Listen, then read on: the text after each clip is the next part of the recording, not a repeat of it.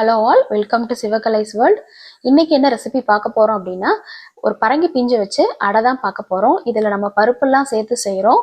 அதே மாதிரி ஹெல்த்தியானதும் கூட இந்த அடை. இதுக்கு நம்ம அப்படியே சாப்பிடலாம். இதுக்கு சைடிஸ் எதுவும் தேவையில்லை. நீங்க விருப்பப்பட்டா சட்னி வச்சோ இல்ல சாம்பார் வச்சோ தொட்டு சாப்பிடலாம்.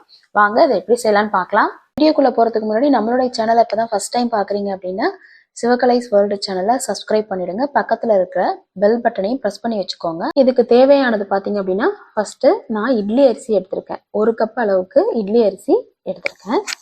ஒரு 1/4 கப் அளவுக்கு துவரம்பருப்பு, ஒரு 1/4 கப் அளவுக்கு கடலைப்பருப்பு, ஒரு 1/4 கப் அளவுக்கு மசூர் தால், 1/4 கப்பு பாசிப்பருப்பு. நீங்க இதுல வேற ஏதாவது பருப்பு சேர்த்துக்கணும் அப்படின்னா கூட நீங்க சேர்த்துக்கோங்க. இப்ப இது எல்லாத்தையும் கழுவிட்டு ஒரு 2 முறை கழுவிட்டு அதுக்கப்புறம் இதை நம்ம ஊற வச்சுக்கணும். ஒரு 3 to 4 hours வரைக்கும் இதை நம்ம ஊற வச்சுக்கலாம்.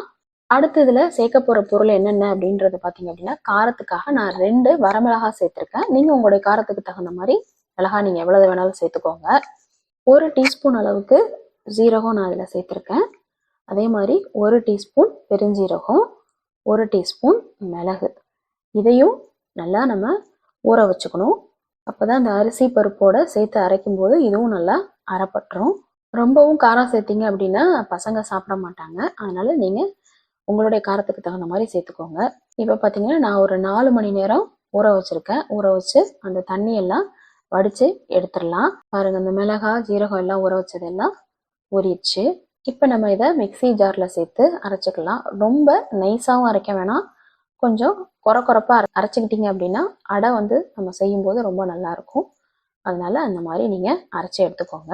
இன்னைக்கு நம்ம இந்த அடையில பார்த்தீங்க அப்படின்னா இந்த மாதிரி பரங்கி பிஞ்சு எடுத்து தான் நம்ம இதுல கட் பண்ணி சேர்த்துக்க போறோம். முத்துனதா இருக்கக்கூடாது.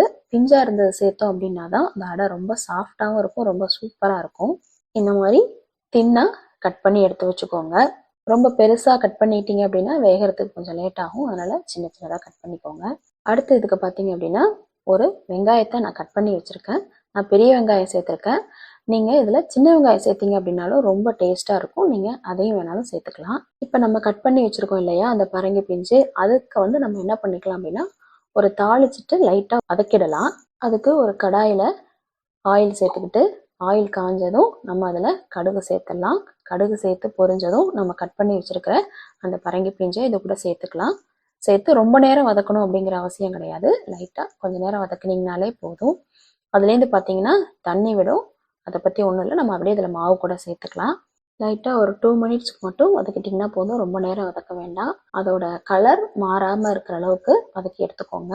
இந்த அடை மாவு அரைச்சிங்கன்னா ரொம்ப நாளைக்கு நீங்கள் ஸ்டோர் பண்ணி வைக்காதீங்க.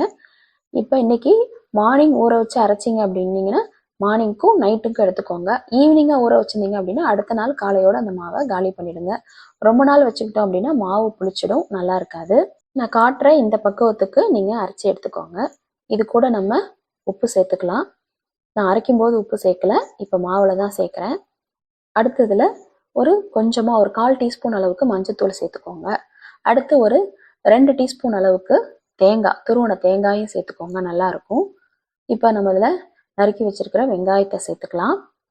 கருவேப்பிலை சேர்த்துக்கலாம்.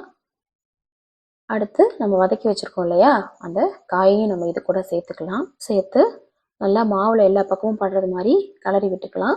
உப்பு மட்டும் செக் பண்ணிக்கோங்க கரெக்டாக இருக்கா அப்படின்னு சொல்லிட்டு. இந்த மாதிரி கலரி எடுத்துட்டு நம்ம இப்போ அடுப்பில் ஒரு தோசைக்கல்லை வச்சுக்கிட்டு தோசைக்கல் காஞ்சதும் நம்ம எடுத்து வச்சிருக்கிற மாவை நம்ம அப்படியே ஊற்றிடலாம். அடை மாதிரி ரொம்ப தண்ணியாக வேண்டாம். மாவை இந்த மாதிரி கொஞ்சம் கெட்டியான பதத்தில் வச்சுக்கிட்டிங்க அப்படின்னா அப்படியே நம்ம அடையா நம்ம தோசைக்கல்ல ஊற்றிடலாம். ஊற்றிட்டு இதில் நீங்கள் பட்டர் வேணாலும் சேர்த்துக்கலாம். நான் இதில் இன்னைக்கு பார்த்தீங்க அப்படின்னா நல்லெண்ணெய் தான். கொஞ்சம் எண்ணெய் கொஞ்சம் கூடுதலாக ஊற்றிக்கிட்டோம் அப்படின்னா நல்லாயிருக்கும். ஒரு பக்கம் வெந்ததும் நம்ம அடுத்த பக்கம் திருப்பி விட்டுக்கலாம். இந்த அளவுக்கு செவந்துச்சு அப்படின்னா அடை ரொம்ப டேஸ்ட்டாக இருக்கும், நல்லா இருக்கும். அவ்வளோதாங்க. இப்போ பாருங்க, சூப்பராக அடை 2 பக்கமும் நல்லா வெந்துருச்சு. இப்போ நம்ம அந்த அடையை எடுத்துடலாம். இதே மாதிரி தான் நீங்கள் எல்லா அடைகளையும் சுட்டு எடுத்துக்கோங்க. இதை நீங்கள் அப்படியே வெறும் அடையாக கூட சாப்பிடலாம். ஈவினிங் டயத்தில் ஸ்நாக்ஸாக கூட இதை சாப்பிடலாம், ரொம்ப சூப்பராக இருக்கும். இதுக்கு நான் என்ன அப்படின்னா ஒரு சட்னி அரைச்சிருக்கேன். இந்த சட்னியில் பச்சை மிளகாய் சேர்க்காம வரமிளகாய் சேர்த்துக்கணும். அது கூட புளி பொட்டுக்கடலை சேர்த்து நான் அரைச்சி வச்சிருக்கேன். இந்த மாதிரி அரைச்சு இந்த அடையை தொட்டு சாப்பிட்டு பாருங்க, செம சூப்பரா இருக்கும். நீங்களும் ட்ரை பண்ணி பாருங்க. ட்ரை பண்ணி பார்த்துட்டு எப்படி இருக்குங்கிறத கமெண்ட் பண்ணுங்க. இந்த வீடியோ பிடிச்சிருந்தது அப்படின்னா லைக் பண்ணுங்க, ஷேர் பண்ணுங்க. மறக்காம நம்ம சேனலை சப்ஸ்கிரைபும் பண்ணிடுங்க. தேங்க்ஸ் ஃபார் வாட்சிங்.